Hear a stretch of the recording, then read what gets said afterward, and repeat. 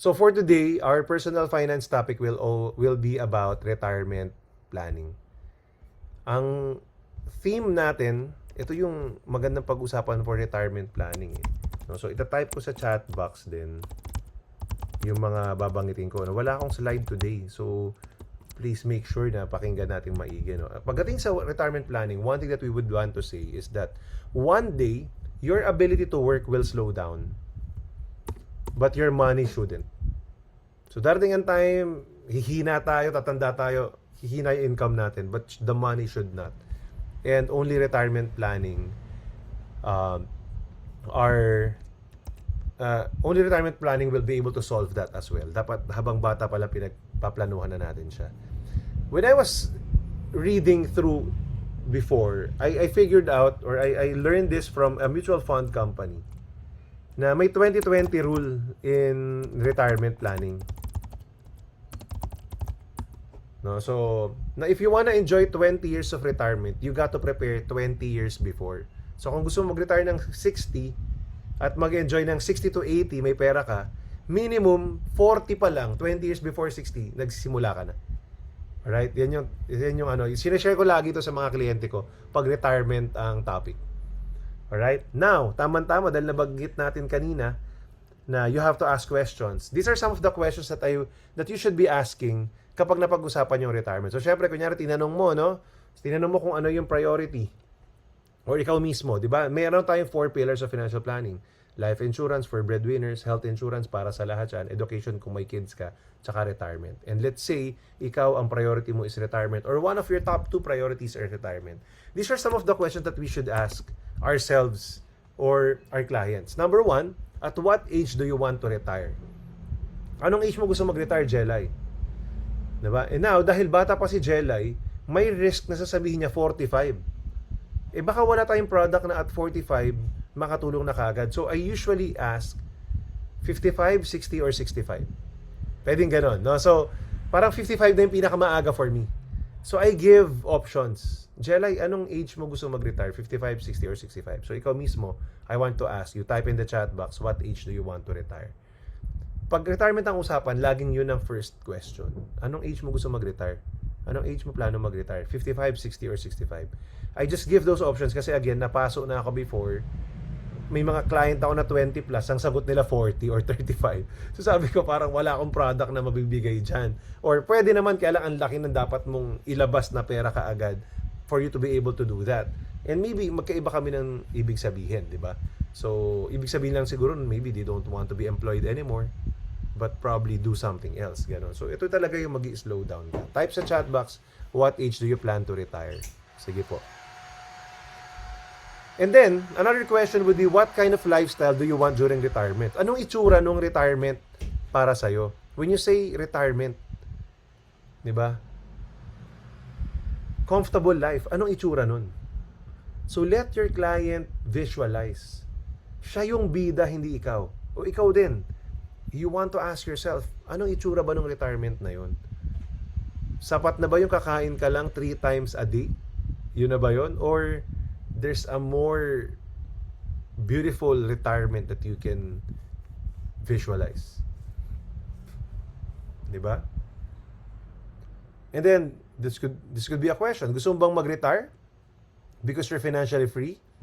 Or because your body forces you to stop, hindi mo na kaya? So ano mas gusto mo? Yung ready ka financially or dahil lang hindi mo na kaya magtrabaho kaya ka magre-retire? Which one do you like better? So you can ask these types of questions. But definitely the first 2, at what age and anong klaseng lifestyle, tinatanong din talaga yan lahat. So that's the first goal of retirement. And then, during your conversation, this is one very important question to ask. If you stopped working tomorrow, how long will your current savings last? Tanong mo rin sa sarili mo to. If you stopped working tomorrow, how long would your current savings last? Ako, baka 1 taon lang, baka wala pa, di ba? Ganon. Sa laki na rin ng bilihin, sa taas na rin ng bilihin ngayon. No? So, how long? So, that question alone, makapaisip ka. Tama ba? Napapaisip ba kayo? Dahil napapaisip ka, imagine your client also, you're asking these questions to them. So, hindi ba't nagkakaroon ng eagerness, ng desire? Hindi yung binibentahan mo lang ako. Hindi ganon, di ba? Valuable yung mga pinag-uusapan natin.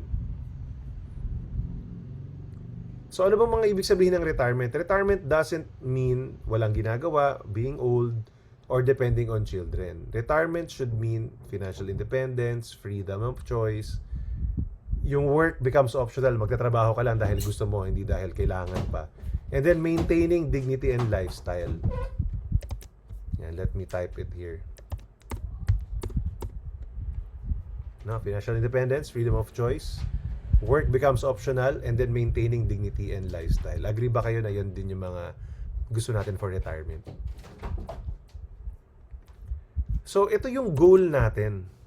How does retirement planning look like? Retirement planning is replacing your income before your income stops. So, ang goal mo, mapalitan na yung income mo before pa tumigil yun. So, hindi siya ganun kadali. Tama ba? Hindi siya ganun kadali. Paano ka kikita ng klase ng income mo ngayon? 'Di ba? Nang pag tumigil ka, the same level yung kikitain o yung papasok na income. So, hindi siya ganun kadali. I agree. That's why it takes time. That's why retirement planning is minimum 20 years. Kahit nga age 20 ka pa lang or 30, dapat nag-start ka na ng retirement planning. Kahit maliit pa lang. Nag-istimula ka na ng game plan for that. With AIA, goal to be at least a premier advisor, 300,000 FYC in a year. Para ma-offeran ka ng ASPP, which is the agency share purchase plan. Makakabili ka ng shares ng AIA. And kung hindi mo gagalawin to, pwede mo tong pang-retirement. Bukod doon, meron pang ARAP, APP, na o-offeran ka every year to save a certain amount. Tapos after so many years, magkakaroon yun ng vesting. Pag naka 5 years ka na nahulog, parang 50%. So kunyari nakahulog ka ng 100,000, magbibigay sa company ng 50,000. So 150,000 yun. Pag 15 years na nakahulog ka na, 100% yun. Doblehin nila kung ano man yung nahulog mo over 15 years. Ganon. So, di ba? So that's part of the retirement plan. Long term siya. May ganun po ang AIA. So this year, naka-receive ako ng offer, 45,000. So, gino ko lang, yes. Ano naman ito, parang salary deduction naman. Commission deduction naman, tapos hindi naman one time. Ganon. So, nagsisimula yan parang 10K. At kunyari yun ang offer sa'yo, let's say 45,000, pwedeng lower, sabi mo 10K lang ako pwede. No? So, yun sa APP, lahat po yan o-offer ng ganon, basta may certain income ka na hit. So, dalawa po ang retirement program ni AIA na contributory. Tapos tatapatan nyo ng company. Diba? That's part of retirement eh. So, kailangan magsimula ka habang maaga. Hindi siya 5 years before retirement. Ang mataga, ano yun? Pwede naman, kailangan malaki. Ganon. So, when I started with the AIA, 2013, 2014, nag-premier advisor ako. 2015, meron na akong contribution. So, parang 11 years na nakapag-contribute ako sa ASPP natin. Ganon. I was 26 when I joined AIA. 2015, I was 28. Diba? So, 28 pala nakapag-start na ako somehow. Kahit maliit. 1,000 a month lang yun. Yung APP na, ASPP called before. Yun. So, that's retirement planning.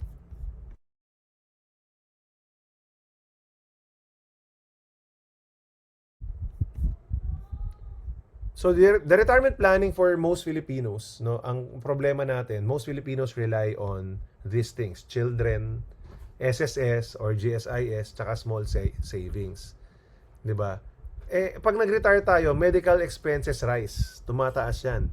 Tapos inflation din. Ang grabe yung inflation ngayon. We are one of the worst na hit ng crisis because of inflation, because the Philippine government cannot manage it, 'di ba? Ayun. So there's a computation here na yung 50,000 per month lifestyle today, no, kung 50,000 per month yung lifestyle mo ngayon, at 4% inflation, which is nandiyan ang level ng inflation ng Philippines, ha? Minsan mababa, minsan mataas. 4% average inflation. In 25 years, 133,000 per month na yung kailangan mo in 25 years. So, if hindi lalaki yung income mo during that time, paano ka nakikain? And I mean, I know maraming hirap na Pilipino ngayon. Lahat tayo nakakaramdam niyan. Bakit? The inflation has gone really up. Pre-pandemic, let's say, meron akong binibiling, simple na lang, tinapay, 50 pesos. Ngayon, 85 pesos na siya. Parang kapresyo ng gas. O, di ba dati parang 50, 40 lang yung gas, ngayon 85 na. That's how many? Like 30 plus 70% increase. The price has increased by 70% in the past 7 years. Pero ang income naman, like income ko, hindi naman tumaas ng 70% siguro. Di ba? In fact, bumaba pa nga nung wala yung isa kong business, di ba? So, yun. So, yung dating naiipon ko, baby, ngayon abonado pa. Ganon. That's inflation. That's the biggest problem. Alright? Because of different factors. So, we have to really prepare for retirement. Mangyayari siya. Retirement is more expensive than expected. Okay, so, ito yon. Meron tayong tinatawag na 3 phases of retirement. So, ito yung maybe, marami sa inyo hindi pa na ririnig to. There are 3 phases of retirement planning.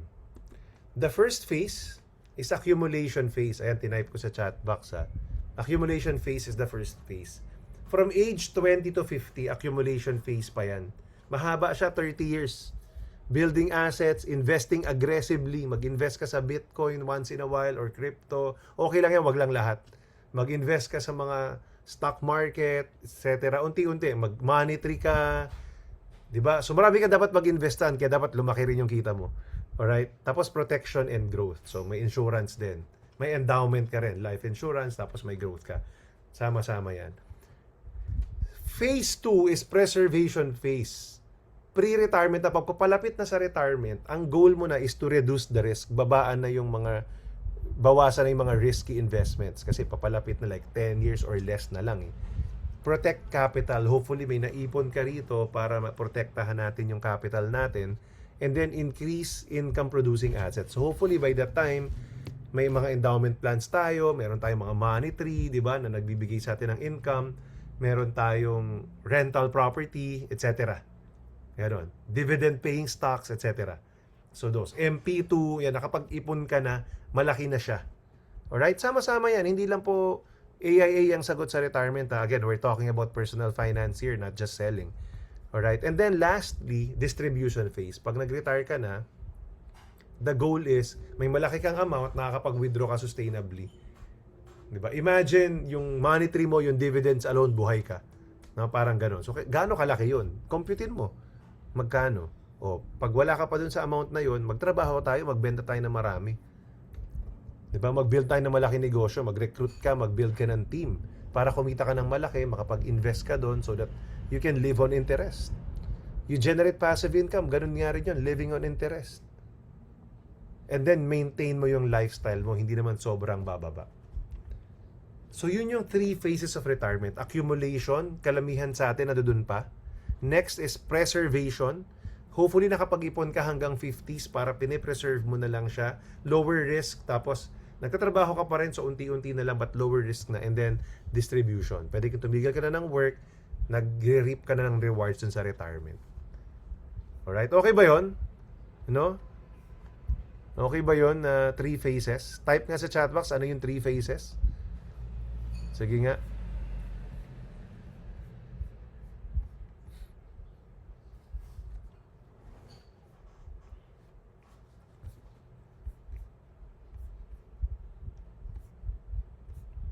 So that is accumulation, preservation, and distribution. Mag-accumulate ka, so magpayaman ka, in short, invest mo yung iba doon. Ayan. Tapos ipe-preserve mo siya, mag-slow down ka ng konti, pero tinutuloy mo pa rin, and then hopefully di-distribute ka na. Yung iba pinapamana mo, yung iba money working for you already. Ganun. So if you can see nga, dito nga, 20 to 50, ibig sabihin age 20 pa lang, nagsisimula na dapat for retirement. So guys, ang ganda ng conversation with your client. 'Di ba? Hindi pwedeng produkto lang. Wala pa tayong pinag-uusapan na product, pero do you feel it's interesting? Tama ba? So, ganoon din sa inyo. So, again, and that's why very important tong personal finance topic is because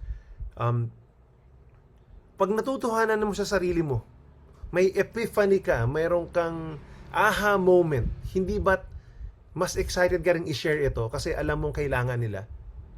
'Di ba? So, yun dapat ma-realize mo na maganda. And from your clients, sinasabi ko nga, pag yung kliyente nyo na-realize maganda, sila na mismo magre-refer, ikaw usapin mo sa ganito. Yung ganito, dapat makuha na rin natin siya ganyan. Alright? Kailangan may mga realization. Kailangan magkaroon ng realization.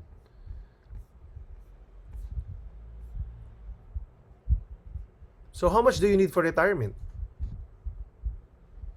Magkano ba yung kailangan natin for retirement? So, mayroong simple formula eh. May simple formula. Yung isa, merong 4% rule. Kung magkano yung annual na need mo sa retirement, di-divide mo lang siya ng 4%. Yun, ito yung mga isi-share ko sa inyo, yung mga ina-apply ko rin. So, simplified lang to Number 1, 4% rule. Na-discuss na natin to. Naalala ko yung kay Bro Rohel din one time. Kung 1.2 million per year ang retirement mo na kailangan, 'di ba? Meron din si Gerald ayan sa Google Sheets niya, 'di ba? 100,000 a month, 1.2 million a year, divide mo sa 4%, 30 million yung retirement fund na kailangan mong maipon. So may 30 million ka na ba kung wala pa, kailangan mong damihan yung income mo, damihan mo yung benta mo, mag-build ka ng malaking team so that kumita ka ng extra, yung extra i-invest mo. So mahabang journey po 'yun. Paano nakuha yung 4%? Para yung 30 million, pag ininvest mo sa monetary ulit na 4% ang return, 1.2 million yun. O, di ba? Di yung 1.2 million a year, enough na para mabuhay ka, hindi maubos pera mo. Yun yung 4% rule. Ginagamit po talaga yan ng maraming speakers. Alright? Yun yung basic talaga. So, ano ba yung mga sources of retirement income? Right? Retirement income should not depend on one single source. By the way, sabi ni Leia, maganda i-apply din natin sa atin as advisor, hindi lang tayo mag-advise lang. Yun nga, tama yun. Kaya tayo may ganitong topic, guys. Itong topic na dinidiscuss ko ngayon na personal finance, and that's why it's recorded so that other people can also watch it. Alright? Ang goal ko dito matuto kayo. Tayo. Yun yung nire-recite nyo na vision ng Starbright. Financial independence for every Filipino. Sana po tumatak yan sa puso natin. Financial independence for every Filipino. And this is one of my solutions to meet that vision. Kasi yung vision hindi yan nire-recite lang. We're working towards that vision and this is part of those steps to reach that vision. Right? Sobrang ganda ng topic na to. Maraming salamat. Kaya nga ni-record din natin. Kasi alam ko marami nakamiss. I remember when I interviewed si Mark Ryan Gerald, yung seaman natin na advisor, nagkwentuhan kami. This is one of the things na hinahanap niya rin kaya niya gusto mag-advisor. So sabi ko, nga, may mga topics tayo na ganyan once a month. And that's why I remember to record these things para pwede niyang mapanood, Pwede mapanood ng mga tao natin na gusto talaga matuto ng personal finance. Alright? So ano yung mga sources of retirement income? Investments, of course, rental income, business income, kung may negosyo ka, dapat meron din. Mag-build ka ng team, business income yon. Dividend income, which is monetary, REITs, income, mga dividend-paying stocks, ganyan. Of course, pension, kung may SSS and GSIS ka. Insurance payouts and endowments, kasama siya. Hindi lang yun ang solusyon. Kaya huwag kayong ma-insecure kung maliit lang yung endowment at yung payout ng endowment. Okay lang. Hindi lang yun ang sagot. Tama? Part of the solutions lang siya. And of course, annuities. Yung annuities yun din yung nakakakuha ka ng mga income every year. Wala pa tayong ganyang product. 'Di ba? Pero para siyang monetary rin. Pero yung monetary kasi natin quarterly. 'Di ba? Yung endowments, annual payout. Could be, 'di ba? So, ganoon naman yung annuities. May natatanggap ka every year until you die. Ganon. So, yan yung mga different sources of retirement income. So guys, kung meron kang kliyente nagsasabi, nag-invest na ako sa stock market for my retirement, very good. Dagdag po natin ito. Ay, meron na ako negosyo, kaya naman negosyo ko yan, very good. Aside from your business, malaki income niyan, meron din tayong ganito. May panagot naman tayo dun Kasi 'di ba, ang negosyo kapag nag-retire na rin yung pinaka nagninegosyo, may goodwill yun that retires with them Yung mga kliyente nawawala kung minsan kasi iba na yung nagmamanage, mga ganyan. So humihina din yung business income pag hindi na siya nagpapatakbo. This is true to most SMEs. No? So, kaya dapat din talaga may iba pa silang sources. Right? Property, meron akong property business, okay yun. Meron kang rental property, meron ka ring cash. Alright? Kaya tayo mga endowment plans natin, mga VUL natin, okay naman siya. Alright? Hindi po natin sila kalaban, tandaan nyo yan. Complementary products po tayong lahat. The earlier you accept that and you realize that, the more sales you will get. And pati sa sarili natin. So, si Lea, may rental income daw sila, di ba? Kasama yun, maganda rin merong ganito. Ang goal natin magparami. Kaya nga guys, pag naintindihan nyo kung gaano to ka-important, na lahat yan makapag-invest ka to different sources, ang next goal mo, dumami yung income mo. Babalik ka dun sa cycle na, ay, kailangan pala maraming money in. Di ba? Oh, malaki na yung kita ng asawa ko. Good. Kung lumaki rin ang kita mo, dalawa kayo, mas malaki. Mas madali makabuild ng retirement natin. Right? Kasabayan ng meron ka ring health insurance, tsaka life insurance. So, parallel po yan ginagawa. Hindi po yan dapat, may health insurance ako, okay na. Tsaka ng retirement, hindi po. Accumulation phase mahaba. Alright? So, paano nakakatulong yung insurance naman sa retirement? Right? So, paano tayo magiging balance planners naman? So, insurance helps retirement by, number 1, protecting the retirement fund from medical depletion. So, okay, nagsimula na sa retirement plan yung client mo or ikaw mismo. Meron kang stock market, meron kang MP2, etc. Paano pag nagkasakit? Eh di gagalawin mo rin yung retirement fund mo o di ba? Sayang. Ilang years mo binild na wipe out ng 1 taon. So, dapat may separate na health insurance, may separate na retirement fund. Ayan, so sana naintindihan. Gusto kong ulitin tong topic na to in the future. Dapat mas marami maka-attend. No, kasi napakaganda niya. Siguro in one of our major sessions. Number 2, providing disciplined long-term accumulation. So, ang problema kapag invest ka sa stock market on your own, hindi regular ang paghuhulog kasi walang premium schedule, walang due date. Sa insurance, it's beyond the insurance product. It's a program as a whole. Dahil merong structure, every year maghuhulog ka 20 years to pay, nadidiscipline ka. Kailangan ng tao ng discipline. Number 3, creating guaranteed income streams. So marami kang investment pero hindi guaranteed. Pwedeng pagdating ng retirement mo, negative siya. Pwedeng gano'n ang mangyari. Pwedeng during that time, pag nag-retire ka, dilapidated yung rental property mo, kailangan mong ipagawa, wala kang budget. Diba? Yun ang problem ng rental property. Hindi lang yung porky may rental ka, okay na. Pinapagawa. Kailangan i-manage yung pera mo doon. Like ngayon, meron akong isang property, pero kaming isang property yung condo namin na fully paid na. So, ang naisip ko yan, sabi ko, for 1 year, kasi 2024, yata or 2025 nag-fully pay. For 1 year, parang nagamit ko lang yung pera. Sabi ko, hindi pwedeng gano'n. So, starting this year, ang ginawa ko, kalahati nung rent, which is 20,000, kalahati, ini-invest ko sa stocks. So, 120,000 in a year yun, no? So, parang 10,000 naman.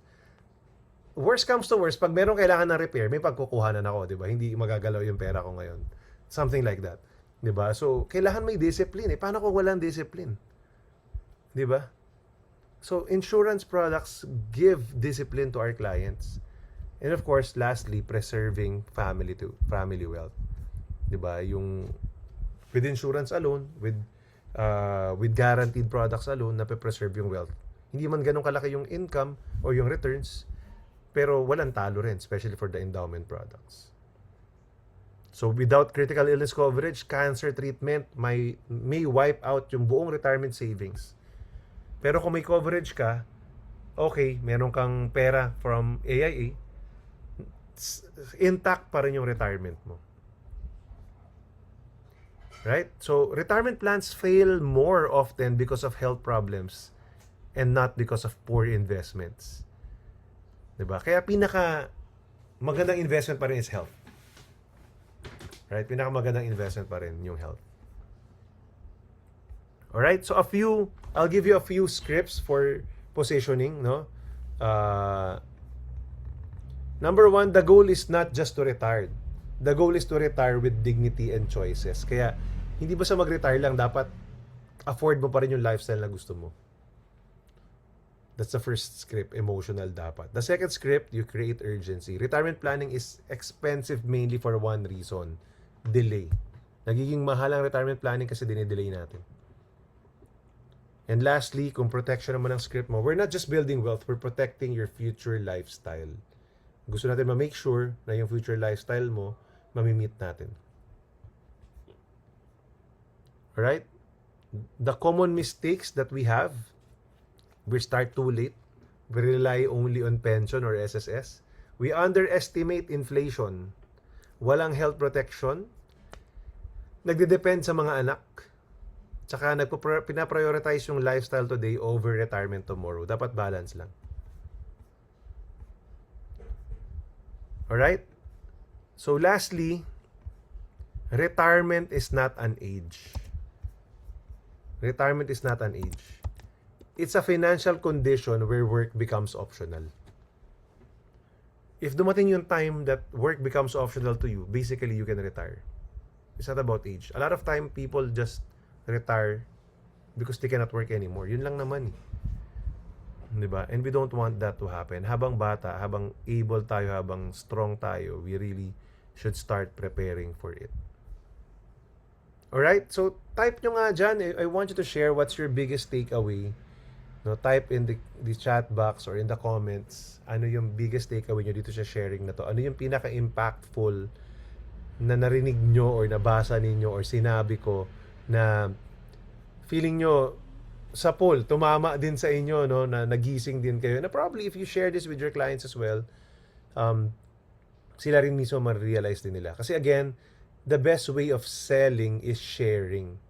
You're just sharing your experience. You're just sharing what you believe in. It's more convincing. Kasi ikaw mismo convinced ka eh. Sabi ni Delilah, paghandaan ang future habang maaga pa. Tama? So if ikaw mismo nare-realize mo yan, Delilah, si Miss Chrissy, start early rin, di ba? If nare-realize natin to, madali natin ma-share sa kliyente natin eh. Kasi kung parang ako lagi ganito, no? Kung ako nasa kalagayan mo, ganito yung gagawin ko eh. Or for example, meron akong kliyenteng na-excite ako pag mga VIP clients may pera eh. Nasa isip ko, kung ako may perang ganyan kalaki, ganito yung gagawin ko eh. Kasi I understand it for myself. The same thing with insurance na bibilihin nila, gaano kalaki dapat, and then ano yung mga investments when we talk about these things. Alright? And because I study personal finance, I review personal finance, may value akong ibang nasi-share sa kanila and nagiging valuable ako sa mata nila, nagiging trusted ako, and they would buy, and they would refer. Yun ang malupit pa doon, they would refer. Sasabihin nila, dapat makausap ka nung kaibigan ko, dapat makausap ka ng business partner ko, ganun. Alright? So, continue to study and apply to yourself. And paulit-ulit, and then apply unti-unti. And the more na ma-appreciate ka ng mga kliyente mo. So go ahead, type more sa comment section, sa chat box, ano yung mga realization ninyo.